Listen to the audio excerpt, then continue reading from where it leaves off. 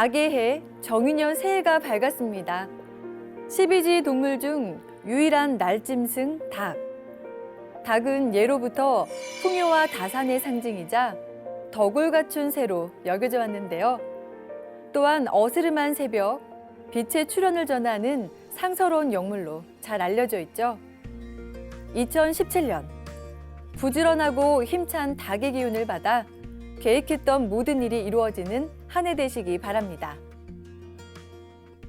후천개벽과 상생의 소식을 들려주는 TV로 보는 월간개벽. 신시계천 5914년, 단군기원 4350년 1월호입니다.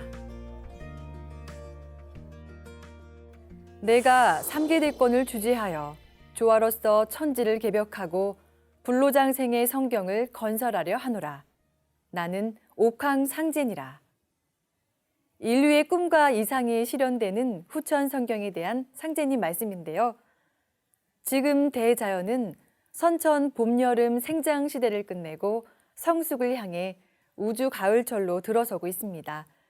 모든 인간 생명이 열매 맺는 가을 천지를 유교에서는 대동세계, 불교에서는 미륵의 용화세계, 기독교에서는 천국으로 불러왔는데요.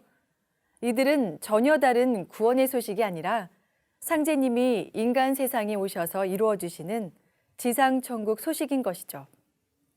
가을 천지의 변화와 참뜻을 바르게 깨치고 그 뜻을 실현해 인류의 꿈과 이상이 실현되는 후천 성경의 주인공이 되시길 바랍니다. 상제님 천하사는 하늘 땅 생긴 이후로 가장 비전 많은 일이다. 이 좋은 기회를 절대로 놓치지 말고 새 세상을 여는 개창자가 되기를 두 손 모아 축원을 한다. 라고 하신 태상 종도사님 말씀 묵상하겠습니다.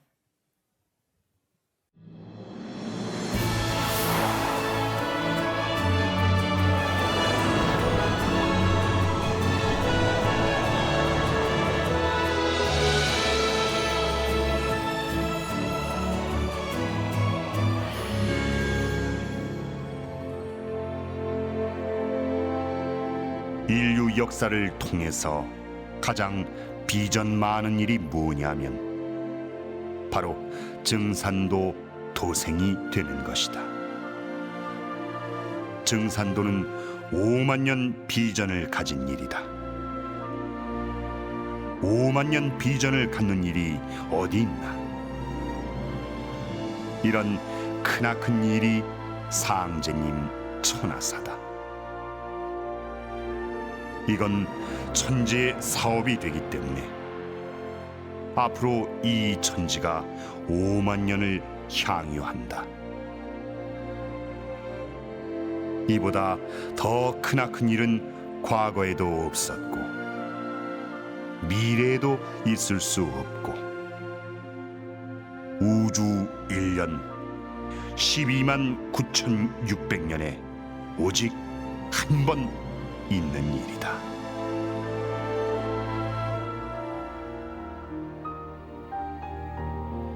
다시 강조하지만 상제님 천하사는 하늘 땅 생긴 이후로 가장 비전 많은 일이다. 개인적으로는 새 세상의 시조, 두겁조상이 되는 것이다. 이 좋은 기회를 절대로 놓치지 말고 각자가 천지의 역군으로서 후천의 개창자, 새 세상을 여는 개창자가 되기를 두 손 모아 축원을 한다.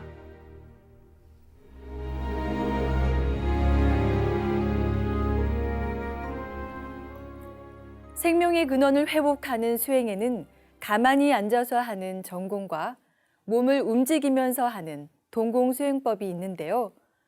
전공은 정자한 채 자세와 호흡, 정신을 가다듬은 뒤 청아한 소리로 주문을 읽으면서 수행하는 것이고요. 동공은 몸을 움직이는 수행으로 신도를 체험하고 성신을 받아내리는 몸짓입니다. 대우주 속에 있는 자연신과 인격신의 숨결을 느끼고 신도와 하나 되는 체험을 하는 것인데요. 후천은 온갖 변화가 통일로 돌아가느니라 라고 하신 상제님 말씀처럼 지금은 수행법도 함께 해야 합니다. 태울주를 바탕으로 천지 조화성신을 받아내리는 정적이며 동적인 수행을 동시에 생활화해야 하는 것이죠. 전공을 잘하면 아주 깊은 우주의 침묵, 생명의 본래 모습을 체험한다. 만유와 태일이 되는 것이다. 라고 하신 종도사님 말씀 묵상하겠습니다.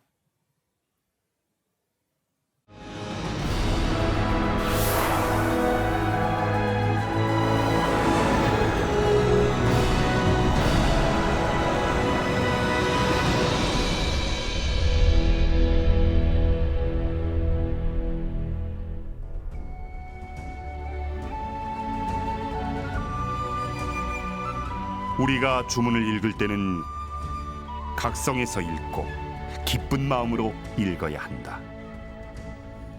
잡념 갖고 형식으로 100만 번을 읽어야 소용없다. 정공으로 또는 리듬을 넣어서 동공의 양식으로 좀 더 빠르고 힘차게 읽는 것이 좋다. 수행의 정법은 정공과 동공이다. 도 공부는 정공이 근본이며 체가 된다. 그러나 우리는 오늘날 매우 바쁘게 살아가기 때문에 동공을 수시로 적절하게 자유자재로 구사해야 된다. 전공을 잘하면 아주 깊은 우주의 침묵, 생명의 본래 모습을 체험한다. 불가에서 쓰는 아주 매력적인 언어 삼마디, 즉 삼매에 든다는 것은 무엇인가? 합일이 되는 것, 만유와 태일이 되는 것이다. 동공이란 내 몸을 반듯하게 세우고 주문 리듬에 맞춰 몸의 중심축을 율동하는 것이다. 몸을 출렁출렁하게 움직이라는 말씀대로 오장육부가 흔들리듯이 그런 기분으로 해야 몸이 좋아지고 조화가 된다. 혈맥과 오장에 울결된 것이 다 풀어진다. 도생들이 모두 태울주 읽고 동공을 하다 보면 건강이 좋아진다고 증언한다.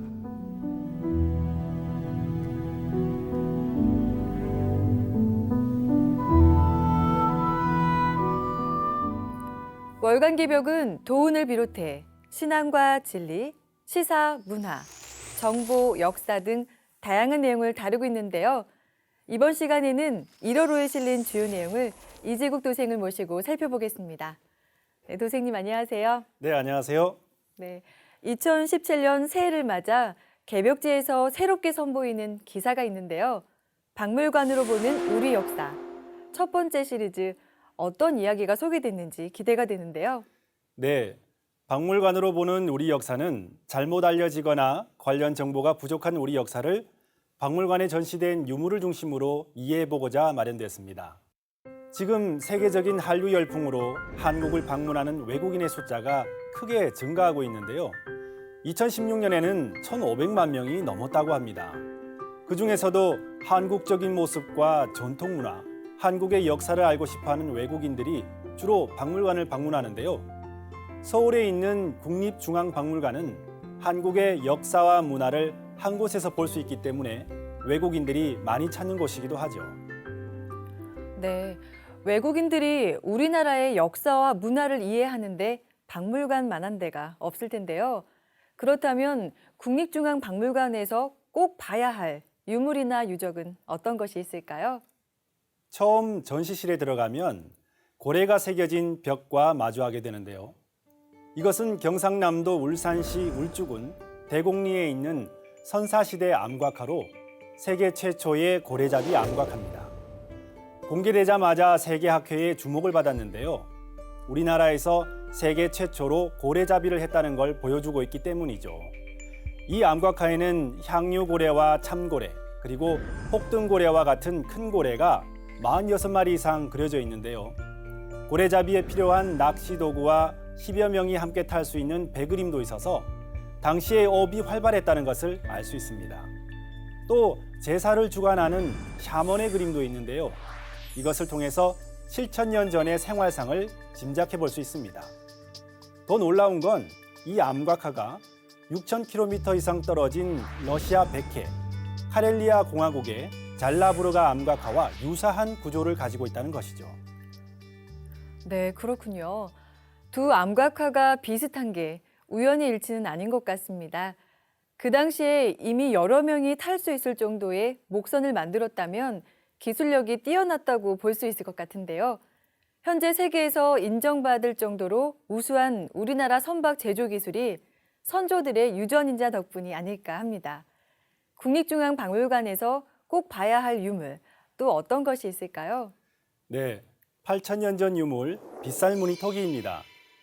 이 빗살무늬 토기는 중국 중원의 황하 일대에서는 전혀 볼 수 없는 북방 계통의 문화인데요. 서기전 6,000년 전 당시부터 만주와 한반도 그리고 요소지방과 바레만 연안이 중국의 중원과는 다른 독자적인 문화권을 형성하고 있었다는 것을 알 수 있습니다. 8,000년 전 유물로 빼놓을 수 없는 것이 하나 더 있는데요. 바로 옥기 문화입니다. 보통 세계사에서 4대 문명을 배우고 있죠. 그런데 이 4대 문명보다 오래된 문명이 중국 요소지방에서 발굴됐습니다. 이것을 요하 문명 또는 홍산 문화라고 하는데요. 여기에서 세계에서 가장 오래된 옥기거리가 발굴된 것이죠. 그런데 이와 유사한 옥기거리가 비슷한 시기에 한반도 동해안의 고성군 문암리 선사유적지에서도 발견됐습니다. 이는 서기전 6,000년경부터 요소와 요동, 한반도가 하나의 문화권이라는 것을 증거하고 있는 것이죠. 홍산 문화에서는 옥 귀걸이 외에도 용과 봉 형상 등 다양한 옥기가 많이 출토돼서 학계의 주목을 받았죠. 옥은 하나님의 신성을 상징하기 때문에 홍산인들이 귀하게 여겼다고 알고 있습니다. 네, 그렇습니다. 중국은 홍산 문화를 황하 문명보다 2,000년 또는 3,000년 앞선 황하 문명의 원류로 규정했는데요. 하지만 문제는 황하 문명의 원뿌리가 오랑캐 땅이라고 치부하던 만리장성 이북에서 발견됐다는 점이 중국을 곤혹스럽게 만들었다는 것입니다. 중국은 이 난처함을 다민족 역사관으로 해결했는데요. 중국은 한족과 55개 소수민족으로 이루어진 다민족 국가인데 이들 소수민족의 문화와 역사는 모두 중국의 문화와 역사라는 것이죠. 현재 중국은 홍산 문화를 요하 문명이란 이름으로 전 세계에 소개하면서 경제대국에서 이제 문화대국까지 꿈꾸고 있는데요. 그런데 이보다 더 큰 문제는 우리나라의 사학자들이 홍산 문명에 대해 침묵하거나 우리 역사와 관계없는 것으로 부정하고 있다는 것입니다. 홍산 문화가 우리 역사와 문화의 뿌리라는 것을 입증하는 여러 유물과 유적이 발견된 것으로 알고 있는데요. 역사학계의 인식이 빨리 전환돼야겠네요. 네, 이런 역사학계의 현실을 대변해주고 있는 곳이 국립박물관에 있는 고조선실이라고 할 수 있는데요. 이곳은 4,300년 전부터 약 2,000년간 한국 역사를 보여주는 곳으로 이 전시실이 생긴 지는 아직 10년도 채 안 됐습니다. 2007년 국사교과서에 고조선 부분이 개편되고 중국의 동북공정이 알려지고 나서야 2009년 여론에 밀려서 고조선실이 개설된 것이죠. 이곳에서 가장 많이 볼 수 있는 것은 고조선의 대표적인 유물인 비파형 동검인데요. 비파형 동검은 고조선이 중국과 구별되는 선진 총독 문화를 가진 정치 세력 집단이었음을 보여주고 있습니다. 또한 비파형 동검이 분포한 지역은 만주, 한반도, 중국 대륙의 동편으로 고조선이 거대한 강역을 형성했다는 것을 알 수 있습니다. 이 외에도 우리나라에서 가장 많이 발견되고 있는 고인돌과 솥대 등 단군 조선 시대 유물을 만나볼 수 있고요. 백제관, 고구려관, 가야관, 신라관 등에 전시된 금관이나 금동관을 서로 비교하면서 관람해 보는 것도 좋을 것 같습니다. 네, 박물관 이야기 첫 번째 순서로 자랑스러운 우리 문화유산의 일부를 소개해 주셨는데요. 월간개벽에서는 2017년 한 해 동안 시리즈 기사로 연재한다고 하니 다음으로도 기대해 보겠습니다. 그럼 다음 소식 전해주시죠. 다음은 다양한 인문학 서적을 소개하는 이 책 많은 꼭인데요. 세계적인 힐링 멘토이자 명상 전문가 디팍 초프라의 저서 마음의 기적에 대한 기사가 실렸습니다. 네, 디팍 초프라는 고대 인도의 전통 치유과학인 아유르베다와 현대의학을 접목해서 심신의학이라는 독특한 분야를 창안한 걸로 알고 있는데요. 네, 그렇습니다. 마음의 기적도 심신의학적인 내용을 바탕으로 하고 있는데요. 이 책은 마음을 지각 능력을 주관하는 추상적 존재를 넘어 자아 발전과 건강 창조에 유기적으로 작용하는 실체로 그리고 있습니다. 특히 사람의 건강을 마음의 문제와 결부시켜서 풀어나가고 있는데요. 모든 질병과 건강이 마음에서 시작된다고 하면서 생각을 믿으면 놀라운 치유력이 생긴다는 사실을 강조하고 있습니다. 모든 것이 마음에 달려 있다는 것이죠. 도전을 보면 병은 자기 이발이라, 즉 자기 스스로가 병을 만들어낸다는 말씀과 함께 사물의 보고 들음이 마음에 걸려 있으면 복장에 음식이 걸림과 같으니라 하는 상제님 말씀이 있는데요. 마음의 기적에서 전하는 내용은 질병의 요인이 자기 자신의 마음에 달려 있다는 걸 일러주신 상제님의 말씀과 일맥상통하는 것이라고 볼 수 있습니다. 질병이나 건강이 마음에서 시작된다. 마음의 작용이 우리 몸에 큰 영향을 준다니 놀랐습니다. 네, 저자는 마음이 병을 만들기 때문에 마음을 바꾸면 모든 것이 바뀐다고 하면서 무엇보다 관념의 벽을 타파할 것을 주장하고 있는데요. 그렇게 해야만 부정적인 의식을 배제하고 현재의 좋은 의식을 계속 유지시켜 나갈 수 있는 삶을 살 수 있기 때문이죠. 그리고 완전한 건강을 얻기 위해서는 자아의 깨달음이 있어야 하고 그러기 위해서는 믿음이 필수 요건이라고 말하고 있는데요. 존재의 차원에서 우리는 새로운 실제를 창조하는 데 필요한 모든 힘을 갖고 있다는 저자의 주장이 경이롭기까지 합니다. 문제는 그 의식의 한계를 어떻게 극복하느냐 하는 것이죠. 우리 삶을 조화와 사랑으로 가득 채우기 위해선 밝고 좋은 생각, 그리고 용서와 감사하는 마음을 생활화해야겠습니다. 그것이 마음의 기적을 현실로 만드는 일 아닐까요? 다음 소식 소개해 주시기 바랍니다. 네, 다음 소식은 전국 및 해외 도장 도생님들의 태을주 수행과 도공 수련의 신비한 체험을 소개하는 태을주 천지조화 문화를 연다인데요. 이번 호에도 다양한 수행 체험 사례가 실렸죠. 여러 사례들 중에서도 전주 덕진도장 김인태 도생과 이유리 도생님의 체험담을 소개해드리겠습니다. 네, 그럼 김인태 도생님부터 들어볼까요? 네, 도생님은 작업을 하다가 그라인더의 오른쪽 손목을 다치는 바람에 8개월 동안 치료를 받았지만 주먹을 쥘 수 없었다고 합니다. 비 오는 날 우산을 잡는데 자신도 모르게 놓치는 일이 빈번할 정도였고요. 설상가상으로 사다리에서 떨어지면서 왼손을 짚다가 손목 골절까지 겹쳤다는데요.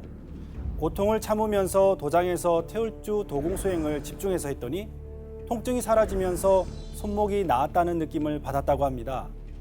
다음 도공 때는 더 큰 체험을 했는데요. 머리 위에서 기둥 같은 기운을 느끼고 손가락 사이에 마치 전기가 흐른 것처럼 찌릿찌릿해진 것이죠. 도공이 끝날 때쯤엔 자기도 모르게 손목에 힘이 들어가면서 주먹이 쥐어졌다고 합니다.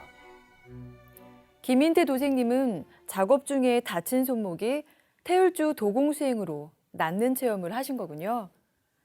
이유리 도생님은 초등학교를 다니는 어린이로 알고 있는데요. 어떤 체험을 했는지 소개해 주시기 바랍니다. 네, 이유리 도생은 커다란 용이 바닷속에서 올라오는 체험을 했는데요. 그 용이 도생님에게 다가와서 주먹만한 파란색 여의주를 손에 쥐어줬다고 합니다. 만져보니 꼭 젤리 같은 느낌이었다고 하는데요. 도공이 끝날 무렵 용이 하늘로 날아가면서 구슬도 함께 사라졌다고 합니다. 용이 물고 있는 여의주는 무엇이든 이루어주는 조화의 구슬이라고 하죠. 태울주는 여의주니라라는 상제님 말씀처럼 도생들이 여의주인 태울주와 도공수행으로 천지조화의 세계를 많이 체험했으면 합니다. 다음은 내가 본 영화 소개 시간인데요. 이번 달에는 어떤 영화가 실렸죠? 이번 달 소개된 영화는 마법에 대한 새로운 지평을 열어준 영화 닥터 스트레인지입니다. 권도생님은 마법사 하면 어떤 게 떠오르시나요? 저는 해리포터가 생각나는데요. 우리나라뿐만 아니라 전 세계 팬들의 열광적인 성원을 받았죠. 네, 해리포터는 성경 다음으로 가장 많이 팔린 책이라는 말이 있을 정도로 세계적인 인기를 얻었던 작품이죠.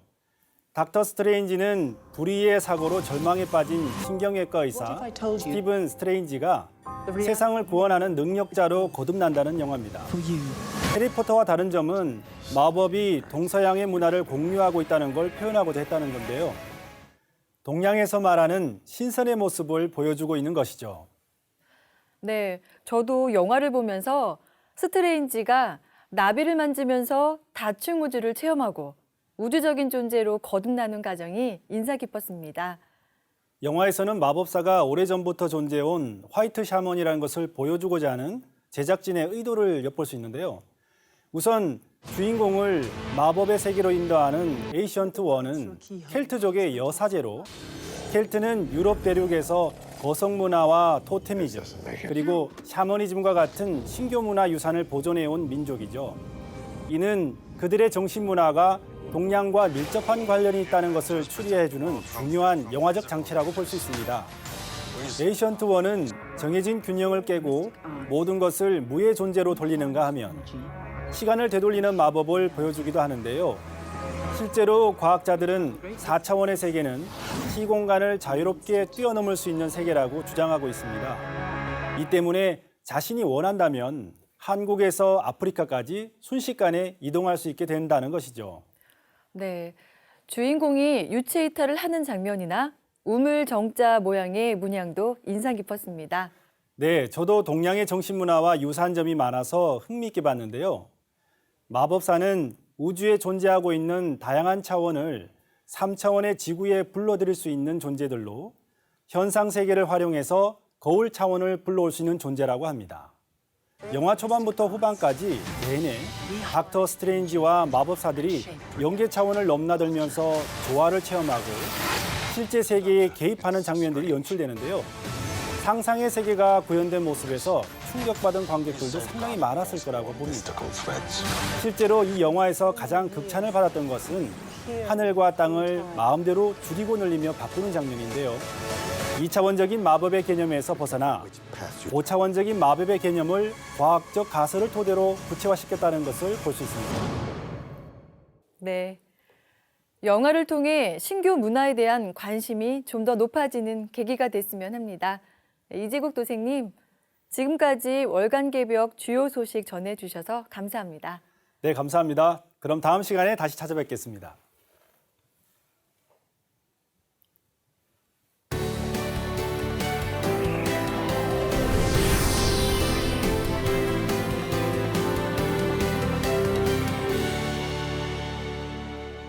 후천 성경 세계는 가가 도장이라.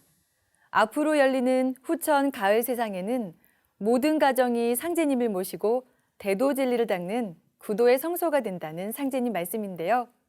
가정 도방을 찾아 가족이 화합하며 신앙으로 하나 된 이야기를 들어보는 가가도장. 이번 주인공은 영성과 신앙에 대한 확신으로 믿음과 사랑의 도방을 만들어가고 있는 청주 우암도장 조용구 김양숙 도생님입니다.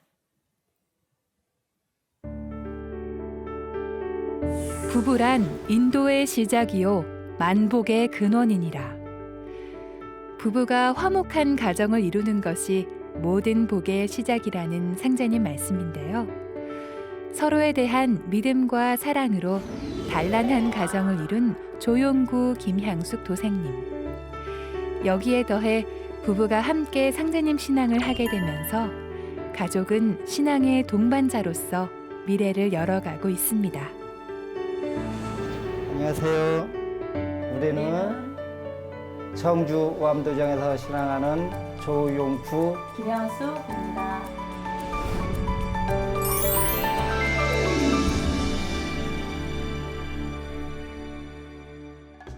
양이틀간 증대 교육을 통해서 우주변화 교육을 받았는데 이해가 좀 잘 돼? 예, 몇 달 전부터 그 예전에 그 사부님이 강의하신 25편짜리 있어요. 우변 강의. 그걸 몇 번 연속해서 듣다가 이제 다시 그 일장 총론으로 다시 들어가니까 좀 아직도 어려운데 조금 더 쉬워졌다는 생각 들고요. 그 종조사님께서 이 우주 변화를 잘 이해를 해야 또 개벽도 할 수 있고 상주님 진리도 할 수 있다 그러신 것처럼 우리가 우주 변화를 지금까지는 좀 나 같은 경우는 등한시한 것 같은데 좀 열심히 봐야겠어요. 이 우주훈련 속에는 팔관법이 다 들어가 있기 때문에 어떻게 우주훈련을 쉽게 팔관법을 논리 있게 정연하게 전하느냐 그게 참 관건인 것 같아요. 그거는 이 생장염장 네. 그 생장염장이라는 게 팔관. 딸과 함께 먼저 상제님 신앙을 시작한 김향숙 도생님. 상제님 진리 속에서 삶의 해답을 찾게 되면서 남편과 함께 신앙을 하고 싶다는 바람을 갖게 됐는데요. 하지만 남편 조용구 도생님은 아내의 바람과 달리 쉽게 마음의 문을 열지 못했습니다. 지금처럼 온 가족이 함께 신앙하며 화목한 가정을 이룬 데는 당시 초등학생이었던 어린 딸의 역할이 컸다고 하는데요. 어느 날 저희가 이제 수행을 하는 것을 보게 되었어요. 그런데 남편이 그거에 대해서 이제 좀 관심을 갖게 되었죠. 자기도 이제 불교에서 반야신경이라든가 천수경을 외웠으니까 불교에서 이제 하던 수행법과는 좀 차이가 있으니까 뭔가 궁금했던 건가 봐요. 그 다음 날에 저희가 이제 일요치성이 있어서 도장을 가자라고 이야기를 했더니 남편이 그러는 거예요. 나는 안 갈 테니까 둘이나 갔다 오라고. 도장을 가자 그랬더니 좀 거부감을 느꼈어요. 그러다가 딸 아이가 이제 울면서 아빠 왜 안 가냐고 그러니까 그냥 가라고 그러는데 아빠 안 간다니까 그냥 가자 그랬더니 딸 아이가 엄마는 왜 아빠 안 살려? 딱 그 말에 남편이 좀 감동을 받았는가 봐요. 그냥 가자 그러는지 양복을 차려입고 이제 도장을 방문하게 되었습니다. 이 집사람하고 이제 우리 애가 청수도 이거 뭐 마시면은 좋은 거라면서 이렇게 해서 걔가 이제 우리 소희가 그때가 초등학교 4학년인가 그랬었는데 기도 모심물을 항상 갖다 줬어요. 그래서 저는 이제 물이니까 좋다 그러니까 저도 이제 거부감 없이 이렇게 자주 마시고 또 애가 이제 같이 이제 사는 게 아니고 이제 주말 부부로 이렇게 살고 어떤 때는 뭐 한 달에 한 번씩도 집에 오는 때가 있었고 그러다 보니까 애가 이렇게 하는 게 이제 귀엽잖아요. 그래서 이제 또 애 모처럼 와서 놀아주지 그래야 뭐 하룻밤 자고 가는 건데 놀아줄 수도 없고 그러니까 이제 그래 한번 가보자 해서 이렇게 가게 됐습니다. 근데 이제 수행에 대해서는 참 관심이 많았고 그래서 제가 한번 또 둘이 저 모르게 이제 신앙을 시작을 했잖아요. 그래서 이 증산도가 뭐 하는 곳인지에 대해서 정확히 알고 싶어서 이렇게 가봤습니다. 그런데 제가 가는 날 바로 처음 방문해놓은 날 입문을 했습니다. 그때부터 계속 태울줄에 있고 체험을 많이 하게 되면서 또 이렇게 증산도에 이 서적을 보니까 이렇게 이제 가슴에 닿는 부분도 많이 있고 그래서 이제 거부감 없이 이렇게 입도를 했습니다. 그런데 이제 안포장님이 우주 일련 이야기를 자세히 설명을 해주시고 그러니까 그때서는 이제 이해가 갔는지 좋다고 그러더라고요. 방문해서는 그때 두 번째 우주 일련 이야기를 들은 거였거든요. 그래서 입문을 하고 그러고서 이제 신앙을 하자라고 얘기했더니 그렇게 하겠다고 이야기를 하더라고요. 그래서 6월 달에 그 이후에 입도를 하게 되었죠. 그러면서 저희 가족이 신앙을 이루게 되었습니다.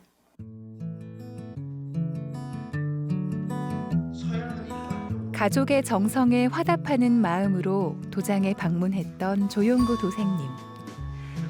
천지가 인간 농사 짓는 우주 일련의 진리에 인생의 의미를 깨닫고 태울주 집중 수행을 하면서 많은 영적 체험을 하셨다는데요. 이제는 오히려 아내와 딸의 신앙을 응원하며 가족 신앙의 든든한 버팀목이 되고 있습니다.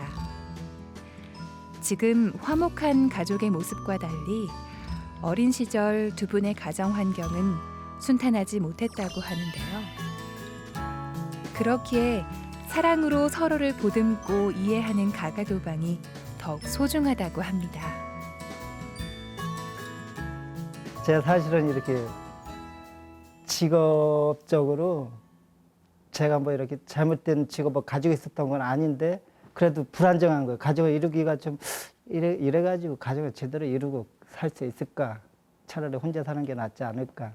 그런 생각에 제가 이제 얼마까지를 자금을 모아서 제 이제 이 저기로 평생 절에 기부를 하고 들어가서 절에서 이렇게 살아야겠다. 그래서 이제 정리하려고 그러던 차에 여기 우리 저희 집사람을 만났습니다. 형수의 소개를. 그래서 장가를 좀 늦게 갔죠. 이 사람은 20대 후반이고 저는 30대 후반이었으니까 이렇게 봐도 아무래도 이제 젊으니까 이뻤죠. 나시라고. 근데 이제 지금 이렇게 보면은 이 사회 사람들하고 이렇게 비교하면 저희 가족들이 이 수행을 해서 그런지 모르지만 제 눈에는 이렇게 환해 보이고 또 저희 식구들이 성격이 저만 빼고는 다 할더랍니다. 그래서 이렇게 보면은 항상 웃고 그러니까 이제 항상 뭐 집사람이나 딸한테 고마움을 느끼니까 그냥 다 이쁜 거지. 친구 같고 동반자 같고 어머니 같고 항상 저한테도 말할 때 이렇게 자식한테 얘기하듯이 이렇게 감싸주면서 이렇게 얘기를 하니까 그래 이제 또 저희 딸도 이렇게 친구같이 뭐 이렇게 거짓 없는 진심으로만 이렇게 대하니까 서로 이제 저희 남편이 항상 저를 믿고 또 잘 따라주고 그러기 때문에 저희 남편이 더 소중하고 참 반려자로서는 최고의 남편이다라고 생각을 합니다. 어느 때는 의지라든가 뭐 자신감 같은 거 그런 거가 이제 전에는 제가 더 강했던 것 같은데 지금은 남편이 더 열정적이세요. 그래가지고 고맙죠. 항상 신앙을 잘해주니까. 그래서 같이 이제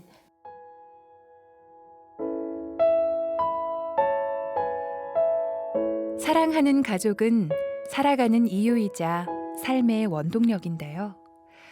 그렇기에 가족을 잃는 슬픔은 인생을 송두리째 바꾸는 큰 충격일 수밖에 없습니다.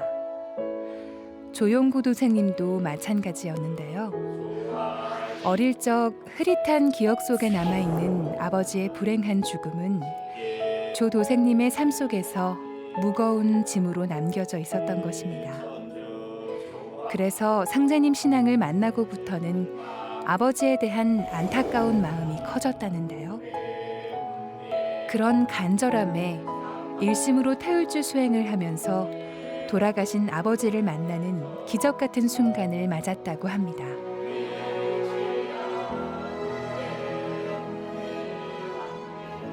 저는 잘 어려서 모르지만은 저희가 이제 이렇게 가난하지도 않고 그렇게 뭐 크게 부유한 집안도 아니었지만은 그래도 이제 저희가 이렇게 남부럽지 않은 삶을 살긴 사는 것 같더라고요. 얘기 들어보면. 근데 이제 아버님이 제가 어린 나이에 뭐 목이 아프셨는데 이제 지금으로 말하면 모감이라 그럴까? 그런 병이 생기셔서 이제 가족의 의지를 받지 않고 혼자 이렇게 치료를 하시려고 나가셔서 이렇게 한 10수년 정도 계시다가 그러다가 이렇게 언제 돌아가셨는지도 모르게 객사를 하셨어요. 그때 당시는 뭐 이렇게 객사를 하면 이제 경찰서 같은 데서 이렇게 전화가 아니 뭐 전화가 없었으니까 편지가 오고 그랬을 텐데 제가 언뜻 듣기로는 이제 그 진천 경찰서에서 편지가 왔었는데 이제 시골 사람들이고 나이가 어리다 보니까 뭘 알지를 못해서 그냥 넘어간 것 같아요. 그래서 이제 뭐 연구도 모르고 그 후에 뭐 찾으려 해도 뭐 시간이 너무 오래돼서 못 찾고. 그래 이제 제가 이제 돈 벌고 사는데 이렇게 치우치다 보니까 이제 그 생각 못 하고 있었는데 이제 중산도에 들어와서 조상님은 받들어야 된다고 잘 받들어야 된다는 그런 말씀을 듣고는 딱 생각나는 게 아버님이 참 걱정이 되더라고요. 우리 아버님이 내가 자식이 된 도로서 그래서 제가 이제 중산도에 이제 입도를 해서 천도식을 해드리기 전에 꼭 한번 뵈야겠다 우리 조상님들을. 그래서 제가 이제 태울주를 열심히 읽었죠. 거의 뭐 한 하루에 24시간 중에 20시간 이상씩을 계속 쉬지 않고 읽고 그 한여름에 막 온몸이 다쳐들어 이렇게 수양을 했었는데 그러면서 제가 이제 신안이 열어졌어요. 그래서 이제 우리 조상님들도 보고 또 저의 전생이라든지 보호신이라든지 여러 가지 체험을 많이 했지. 그러면 저희 조상님들을 뵀는데 그보다도 이제 저희 아버님을 모시 옷을 위아래 하얗게 입으시고 여자 두 분이서 그 이렇게 가을이었었는데 마당 뒤턱에서 그 메주콩 있죠? 그런 콩을 추수를 해놓은 거를 봤습니다. 그래서 이제 제가 얼마나 반 건지 또 아픈 상태에서 나가셔서 객살하셨기 때문에 되게 걱정을 했는데 멀쩡하신 거예요. 그래서 저도 모르게 아유 아버님 멀쩡하시다 이렇게 웃으시더라고요. 그래서 이제 제가 그때 이제 천도식을 꼭 해드리겠다. 그래서 이제 천도식을 그때부터 이제 제가 그렇게 하고서 이제 시골에 내려오면서 천도식을 다 해드렸죠. 39에 거의 이제 3년 가까이 되는데 3년 넘었죠. 3년? 어머니들이 좀 어머니 돌아가시고 그러셨나? 돌아가시기 전에. 그러네. 돌아가시기 전에 유암이로. 네, 그래서 세상을 떠나게 되었어요. 그 이제 그때 당시에 제가 이제 그 동생에게도 진리를 전했는데 시댁이 기독교 신앙을 하시는 그런 집안이었어요. 그러다 보니까는 진리를 받아들이지 못하더라고요. 젊다 보니까 또 위암이 급속도로 이제 번지면서 발견을 했을 적에는 이미 이제 말기라서 어떻게 손을 쓸 수가 없더라고요.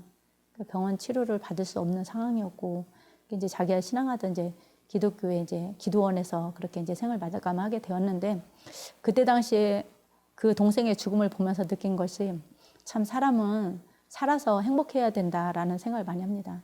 만약에 개벽이 되었을 때 가족을 잃는다면 그 슬픔을 이루 말할 수가 없는 거잖아요. 그래서 저희 아버지 돌아가셨을 때도 보았고 오빠의 죽음도 보았고 제 동생의 죽음도 보았기 때문에 이제 가족들에게 이제 뭐 그런 일이 있었을 때는 삶이 이렇게 허무하지 않냐. 무조건 살아야지 행복하게 살아서 행복해야지 죽어서 행복하면 뭔 의미가 있겠느냐라고 이야기를 해줍니다.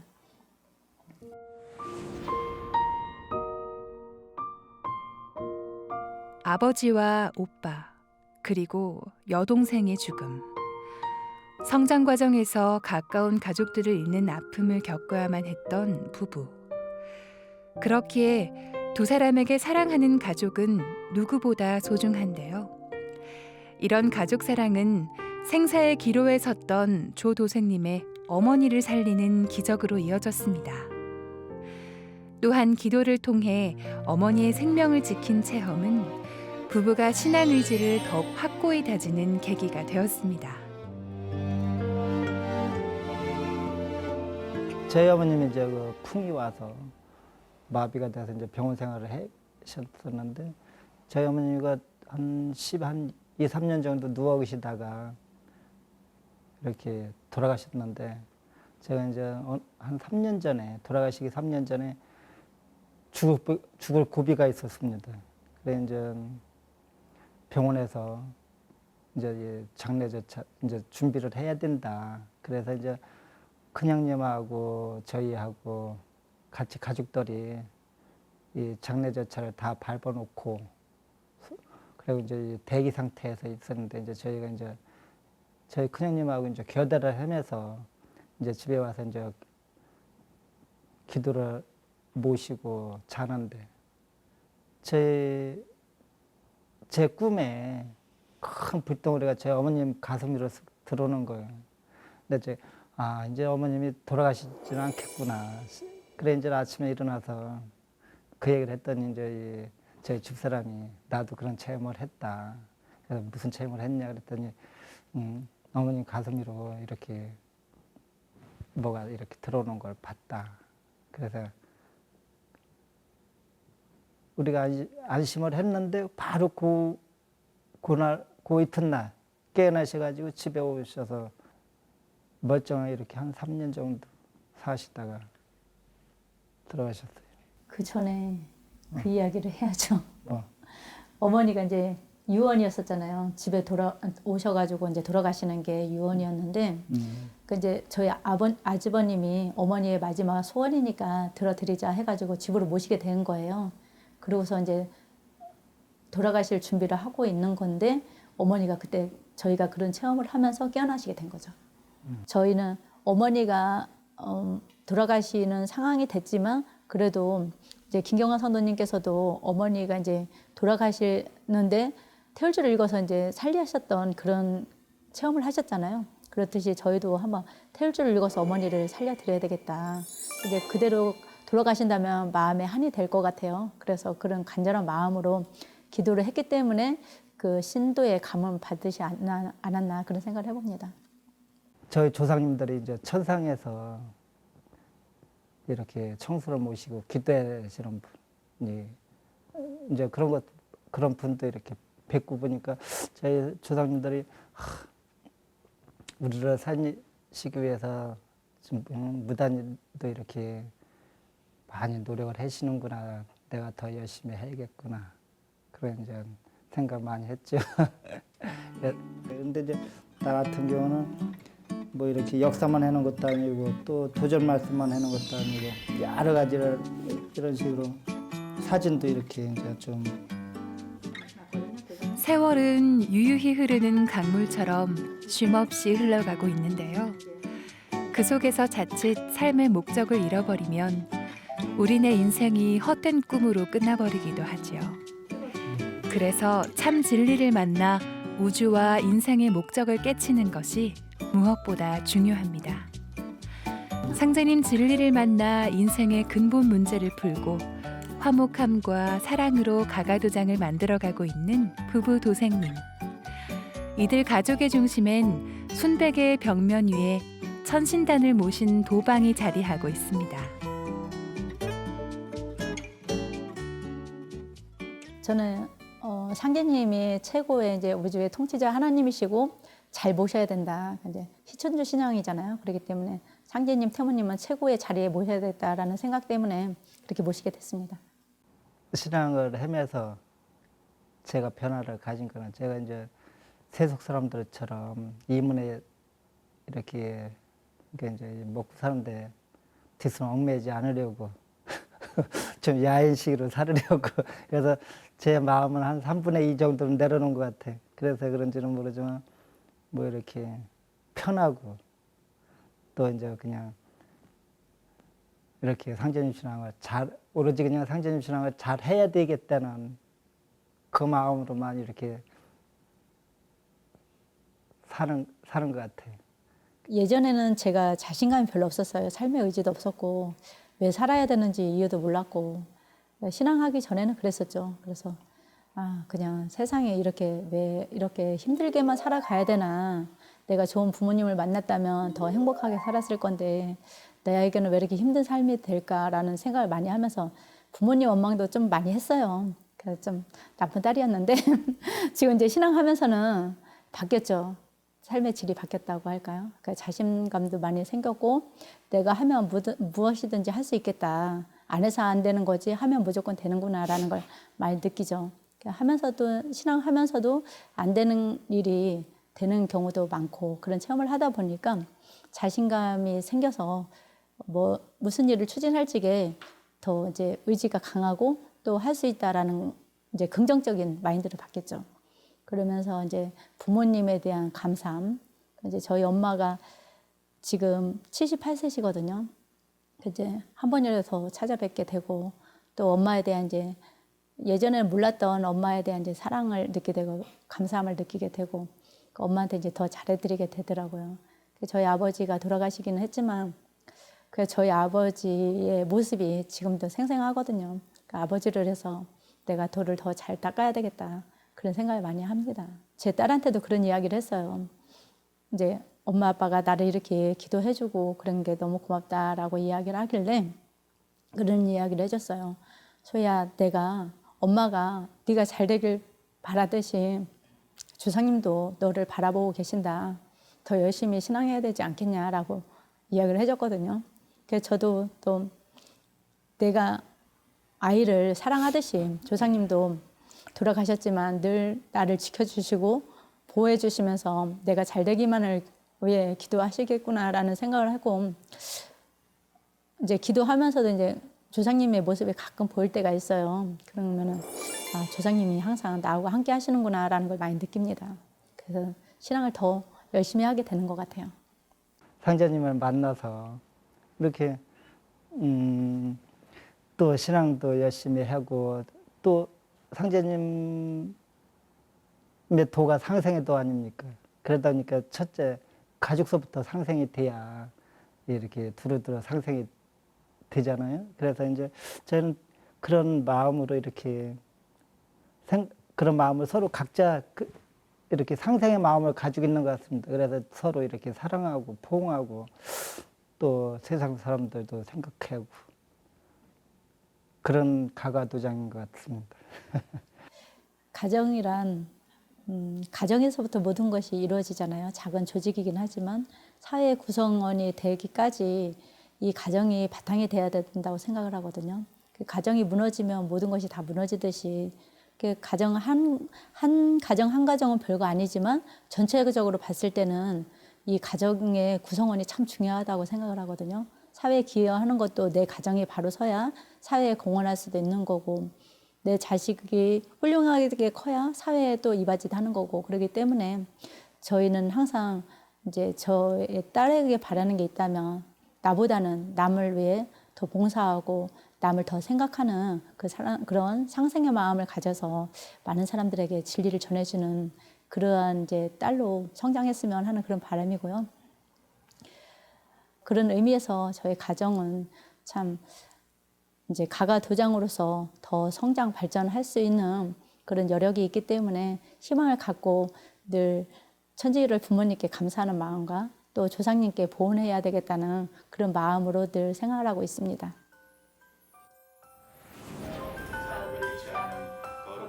서로를 배려하며 상제님 신앙을 중심으로 작지만 큰 가정을 이룬 부부 도생님. 상제님 신앙에 대한 확신과 영적 체험으로 믿음과 사랑의 도방을 만들어가고 있는데요. 조용구 김향숙 도생님의 가가도장이 세상에 후천 상생의 소식을 전하는 성소가 되길 바랍니다.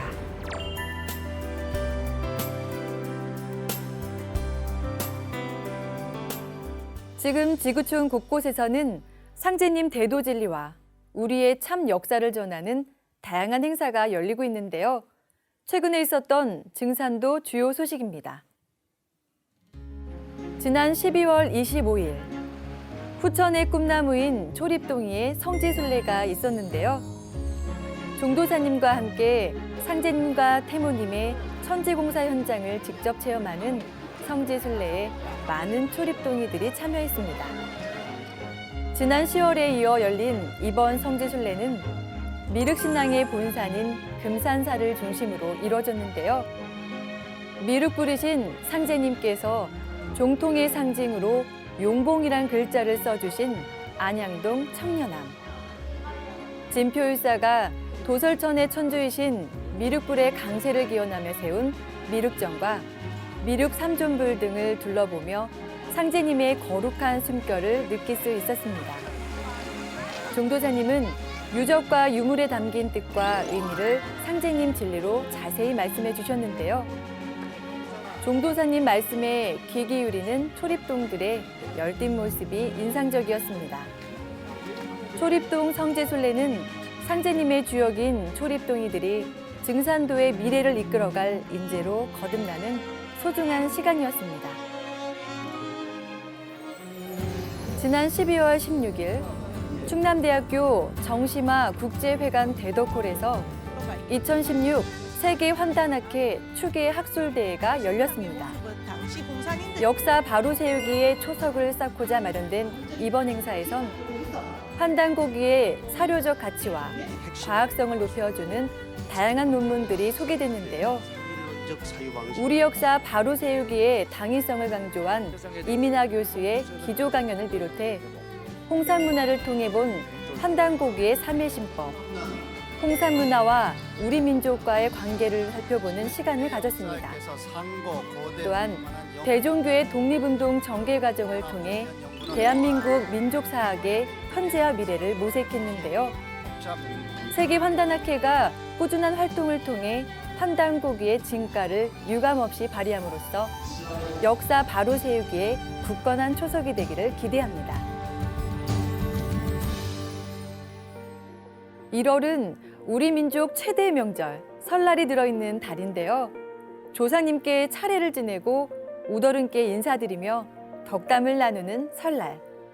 조상 설령님과 부모님의 은혜에 보은하는 소중한 시간 되시기 바랍니다. TV로 보는 월간개벽 2017년 1월호 여기서 인사드리겠습니다.